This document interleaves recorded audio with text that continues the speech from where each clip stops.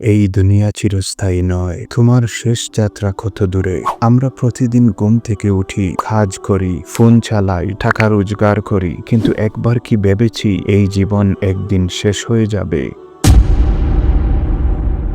যে বাড়ি বানাচ্ছি, যে গাড়ির স্বপ্ন দেখছি, যে রুটিনে দৌড়াচ্ছি, এর কোনো কিছুই খবর পর্যন্ত যাবে না। রাসূলুল্লাহ সাল্লাল্লাহু আলাইহি ওয়াসাল্লাম বলেছেন, সবচেয়ে বুদ্ধিমান সেই ব্যক্তি যে নিজের মৃত্যুকে স্মরণ করে এবং তার জন্য প্রস্তুতি নেয়। আমাদের সামনে এক ভয়ানক সফর, খবর, কিয়ামত, হিসাব, জান্নাত কিংবা জাহান্নাম। কিন্তু আমরা কি প্রস্তুত?